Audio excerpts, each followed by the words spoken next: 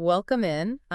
If you are listening to this right now, you are our favorite kind of person. Absolutely. You are a learner. You're that insanely curious individual who wants to just bypass the endless noise and the information overload of the modern world. Yeah, skip right to the good stuff. Right. Jump straight to those brilliant aha moments that actually change how you see things.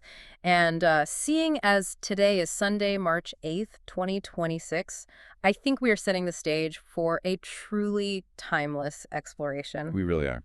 We're looking at a story that bridges the ancient world with our modern era, connecting historical dots in ways that might completely surprise you. So let's lay out the mission for today's deep dive. Our mission today is to explore the massive, deeply interconnected history of the Islamic world.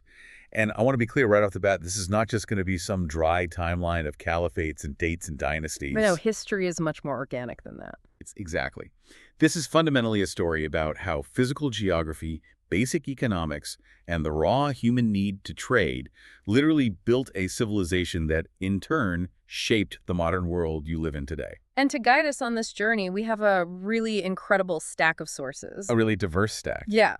We are drawing from a comprehensive historical overview of the Islamic Golden Age. We've got a brilliantly concise book by Adam J. Silverstein that outlines the overarching history of Islam. That one is fantastic. It really is. Plus, a fascinating introduction by Layla Amzir-Doggeler on the afterlife of Ottoman Europe. And to ground all of this in hard data, we have an incredible economic paper by researchers Michalopoulos, Nagavi, and Parolo. Right, which looks at the exact role of trade and geography in the spread of Islam. Okay, let's unpack this. Because we are about to go from the harsh deserts of the Arabian Peninsula to the actual invention of the scientific method. Yep. The hidden origins of the novel Robinson Crusoe. Which is wild. And finally, a massive geopolitical chess match in 19th century Europe. It is quite the itinerary, and I think the best place to start is at the foundation, right at the physical Earth itself and the trade routes that crossed it. Yes, the data on this is wild. When researchers mapped out ancient trade routes, The pre-Islamic ones. right, specifically the paths and ports that existed before the year 600 CE, right before the dawn of Islam, they found something mind-blowing. They really did. A region's physical proximity to those specific pre-Islamic trade routes is an incredibly robust predictor of whether that region has a large Muslim population today. It's a direct correlation. Yeah, if a country or an ethnic homeland was close to those ancient paths of commerce, it is highly likely to be Muslim right now. But how exactly did that happen? I mean, were early Muslim merchants just passing goods along a relay system like everyone else? Or was there something unique about how they did business? They completely disrupted the traditional model. Because before this era, global trade was essentially a giant relay race. Right. A merchant would take a shipment of spices or silk, travel a short distance, and sell it to a middleman. Pass the baton. Exactly. That middleman would travel a bit further, sell it to another middleman, and so on. Yeah. But early Muslim merchants innovated with a direct trade model. They did not rely on intermediaries. They traveled the entire grueling length of the journey themselves. That sounds incredibly dangerous and exhausting. Oh, it was. But the payoff was massive. Hmm. Because of this intense face-to-face personal contact, they brought their faith, their customs, and their legal codes directly to people far beyond the Middle East. Right, skipping the filter of the middlemen. You see this happening in Inner Asia along the Silk Road, influencing the Uyghur and Hori people. Wow. You see it down the East African Swahili coast, in trading hubs like Kilwa, and all the way across the ocean to Southeast Asia, reaching the Srivijaya kingdom. So they were essentially the first truly globalized merchants. Mm. But why did their specific belief system resonate so strongly with the people they met along the way? What's fascinating here is the underlying geographical why. Okay. Researchers point out that Islam spread most successfully in regions that were ecologically similar to its birthplace. Which is the Arabian Peninsula. Right. And the Arabian Peninsula has a very distinct geography. It is mostly harsh, arid desert, dotted with tiny, scattered pockets of highly fertile land, like oases or specific valleys in Yemen. I noticed the economists quantified this using something called the Gini coefficient of land suitability. Yes. Now, I've only ever heard the Gini coefficient used when talking about income inequality. How does a wealth metric apply to dirt and farming? Think of it as an inequality of nature. Economists use the Gini coefficient here to measure how unequally agricultural potential is distributed across a landscape. Okay, so tracking the fertile spots. Right. Imagine you have a massive tract of land, In a place like Poland, you can grow crops on almost all of it. The farming potential is widespread and relatively equal. Everyone gets a farm. Exactly. But in a place like Uzbekistan or the Arabian Peninsula, it is highly unequal. 95% of the land might be scorching, unfarmable desert, while just 5% is an incredibly lush, highly productive river valley or an oasis. Got it. That extreme inequality of fertile land results in a very high Gini coefficient. Okay, that makes perfect sense. So if you live in a landscape with a high Gini coefficient, how does that shape your society? It forces people into hyper-specialized societies. You end up with nomadic herders struggling to raise livestock in the arid deserts, and settled farmers growing concentrated crops in the fertile oases. And they can't survive on their own. No, because neither group has everything they need to survive. They absolutely have to trade with each other. The herders desperately need crops and grains. The farmers desperately need animal products and protection. But history shows us that when you have desperate, highly mobile herders living right next door to wealthy, settled trading oases, you get conflict. I mean, Bedouin tribes were constantly raiding the trade caravans. It sounds like a chaotic, dangerous way to try and build an economy. And that is exactly the bottleneck. You cannot build a massive long-distance trade network if your caravans are constantly being robbed. You need rules. You need trust. And this is where the religion itself acts as a solution to a geographical problem. The researchers argue that Islam provided the perfect institutional package for this exact type of environment. An institutional package. What does an institutional package look like in the 7th century? It looks like a comprehensive set of rules for doing business safely. The Islamic scriptures placed a massive emphasis on trade. The Prophet Muhammad himself was a successful merchant before his revelations. Which is a huge detail. Huge.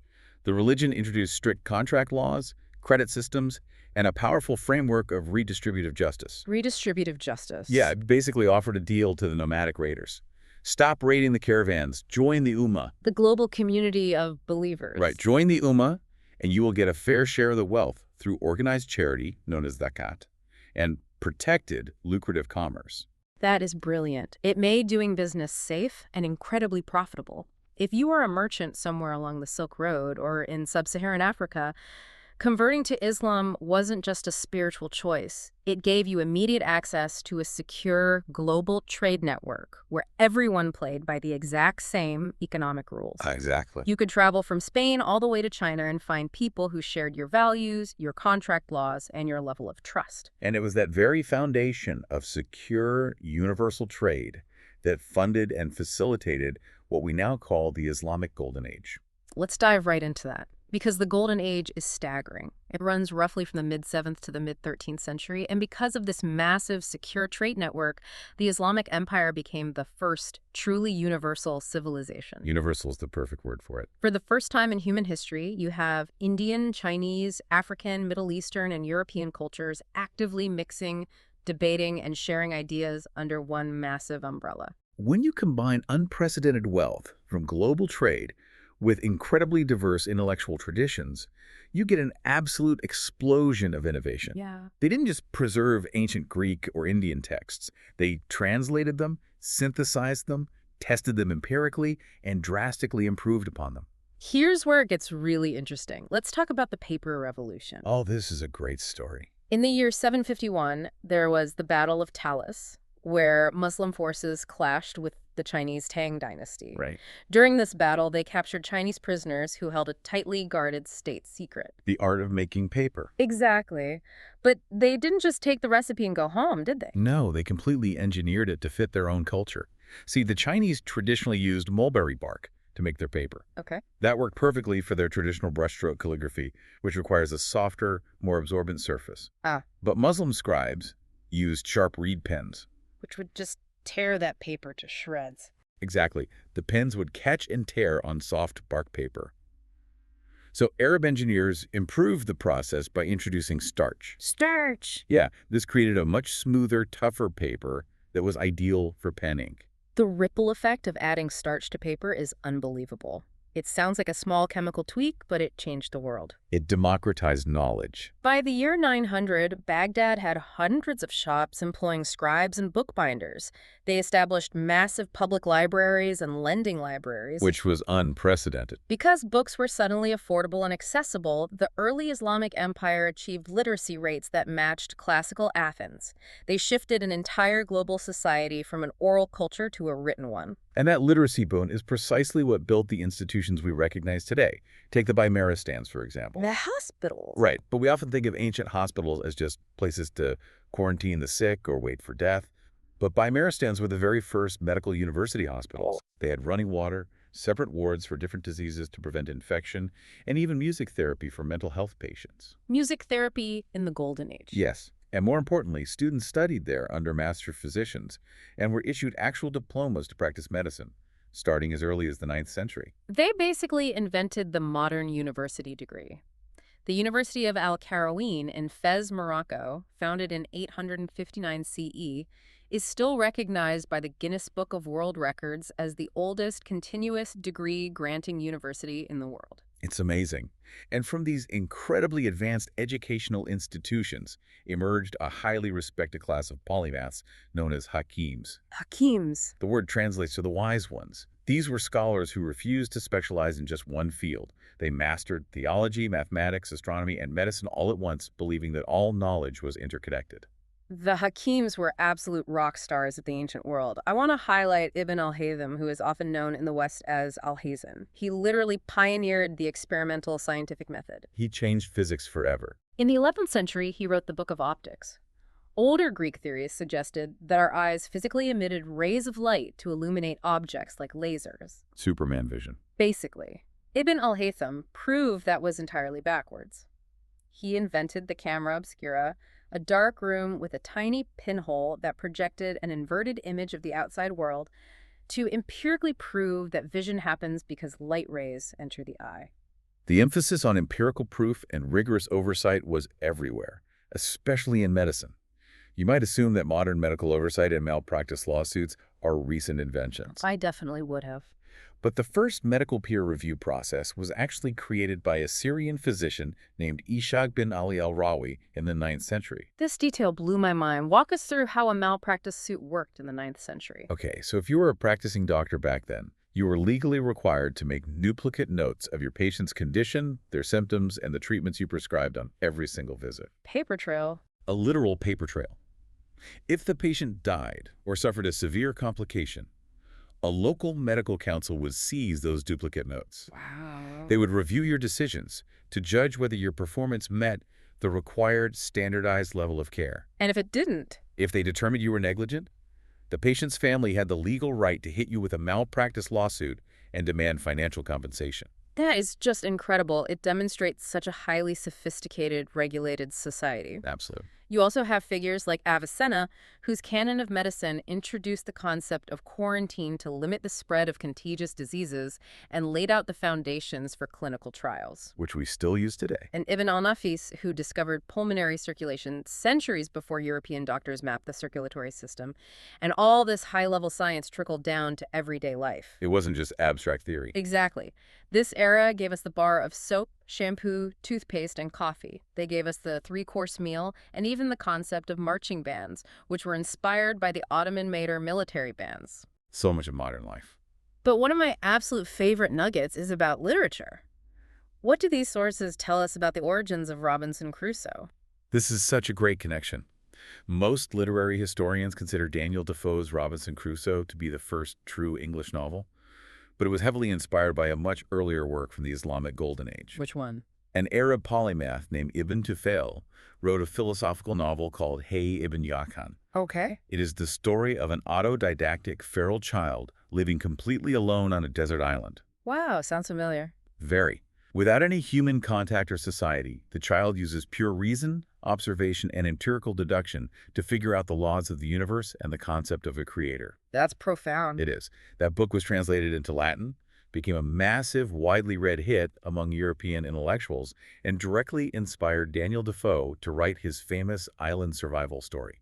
The cultural exchange was just constant. So what does this all mean? How does a civilization this intellectually advanced, this wealthy, and this deeply connected begin to fracture and decline? The decline of the Islamic Golden Age was really complex. It wasn't a single event, but a devastating mix of external shocks and internal structural limitations. Start with the external. Externally, the Islamic world was squeezed. Oh, They were hit by the Crusades from the west and far more destructively the Mongol invasions from the east. right.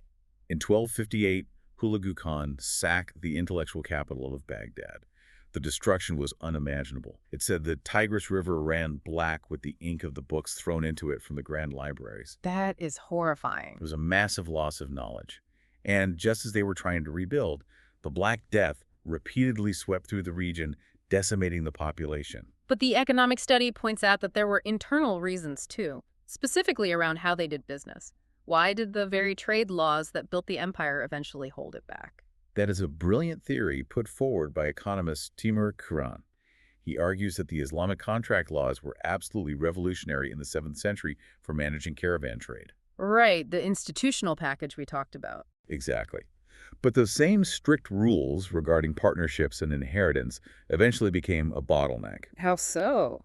Under traditional Islamic law, if a partner in a business died, the partnership was legally dissolved, and the assets had to be strictly divided among a wide array of heirs. Oh, I see. As global trade scaled up over the centuries, European nations developed modern corporate forms, like the joint stock company, that were legally separate from their founders and could survive the death of a partner. Because Islamic law made it very difficult to keep large pools of capital together across multiple generations, it heavily restricted long-term corporate growth. Exactly. So while Europe is inventing the modern corporation, pooling massive amounts of wealth and industrializing, the traditional Islamic economic engine begins to stagnate. That creates a massive shift in the global power dynamic. The tables completely turn. Europe industrializes, their empires expand, and the once unbeatable Ottoman Empire finds itself increasingly on the defensive, eventually earning the nickname the sick man of Europe. Which brings us to a fascinating historical pivot in the 19th century. We are drawing from Leyla Amzi Erdogculer's work on the afterlife of the Ottoman Empire in Europe. Yes, the Balkan region. Right. In 1878, the Congress of Berlin redraws the map and effectively hands the Ottoman province of Bosnia-Herzegovina over to the Austro-Hungarian Empire. A huge geopolitical shift. This is a Catholic European power suddenly taking control of a deeply rooted Muslim population. This is a crucial moment for understanding modern European history. At this time, European powers were obsessed with what they called the Eastern question. Basically, how do they manage the collapse of the Ottomans? Exactly. And the sources describe how there was a pervasive Orientalist view among 19th century European intellectuals that the Ottomans were an alien substance in the living flesh of Europe. And we are reporting that strictly as the historical viewpoint of those European intellectuals at the time, not endorsing it. It's important to understand the climate. Yes, precisely. It was the political reality they were operating under. As newly independent nations like Greece and Serbia broke away from the Ottoman Empire during this period, they engaged in forceful de-Islamization of their territories. They wanted to create uniform ethnic and religious national identities. Historically, this meant expelling, converting, or marginalizing the Muslim populations that had lived in those regions for centuries. But the Habsburgs in Austria-Hungary did the exact opposite when they took over Bosnia. They didn't try to erase the Bosnian Muslims, they actively protected them. Why would a staunchly Catholic empire protect a Muslim population while all their neighbors were doing the opposite? It was a highly calculated geopolitical strategy. The Habsburgs recognized that to maintain stability in a volatile region, they needed to offer the Bosnian Muslims a new institutional package. Oh, another institutional package. Exactly. Instead of alienating them, the Habsburgs wanted to co-opt them. By protecting their religious rights, funding their schools, and incorporating Islamic institutions directly into the Habsburg state system, they hoped the Bosnian Muslims would start viewing the Austro-Hungarian emperor, not the Ottoman Sultan, as their ultimate protector. So the Habsburgs essentially tried to cultivate their own loyal European Muslim population to counter the rising Slavic nationalist movements in the Balkans that threatened their empire. This raises an important question. Okay. If you were an everyday Bosnian Muslim in 1878, how do you navigate being caught between a declining Islamic empire, and an expanding Catholic one. What's incredible about the Bosnian Muslims in this era is that they didn't just roll over or passively accept their fate. They used the legal ambiguities of the Treaty of Berlin to their complete advantage. They were very strategic. They realized that the Habsburgs were terrified of a mass exodus. If all the Muslims migrated back to Ottoman lands, it would create an economic collapse in the region and a massive public relations disaster for Austria-Hungary. Right, proving they couldn't govern a diverse empire. So they leveraged that fear. They used the threat of migration to successfully negotiate their civil and religious rights within a Christian empire. They forged their own unique Islamic modernity right inside a European system. Exactly. They figured out how to hold on to their heritage, their religion, and their community while adapting to completely new political realities. It's a testament to their resilience. There is this incredibly poignant anecdote in the text that captures this lasting connection perfectly. In 2011, the Turkish foreign minister visited Sarajevo for the Eid al-Fitr prayer at the beautifully restored 16th century Gazi Huzrev Beg Mosque. Yeah, this story is amazing. After the prayer, an elderly Bosnian man walked up, shook the foreign minister's hand, and said, "Where have you been? You are 150 years late." That, quote, bridges centuries of history in a single breath. It shows that the cultural and emotional ties to the Ottoman past, the shared institutional memory, didn't just vanish when European diplomats redrew the borders on a map in 1878. The identity survived because the people learned how to negotiate their existence within a new system. Okay, let's bring this all together for you listening at home. Let's do it. We started our journey looking at harsh, arid geographies, deserts, and scattered oases where people absolutely had to trade to survive. But to trade safely, they needed a unifying system of trust. Islam provided that exact institutional package. It built the foundation. That framework of economic and social trust built a massive, universal trade network. That network gathered the world's knowledge, sparking a golden age of science, medicine, and literature that gave us everything from the scientific method to the roots of Robinson Crusoe. And finally, we saw how that culture was adaptable enough to survive, negotiate, and thrive, even when global economics shifted, empires collapsed, and European borders were drawn right over their homes. If we connect this to the bigger picture, it is a powerful reminder that knowledge is most valuable when we can see these underlying patterns.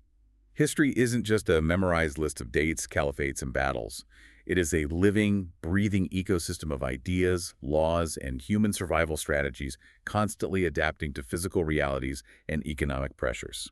And that leads to a final thought I want to leave you with. We saw how a specific physical geography, unequal land where herders and farmers had to rely on each other, created a vital need for trade, which in turn paved the way for a unifying ideology to keep that trade safe. A physical institutional package. Exactly. Today we live in a digital geography. We have an internet that creates extreme inequalities of attention, wealth, and information. As we navigate this new, incredibly volatile trade of data and ideas, what new institutional packages or unifying ideologies are silently spreading right now to help us survive? That is a fascinating question to ponder. Thank you so much for joining us on this deep dive. Keep questioning, keep learning, and we'll catch you next time.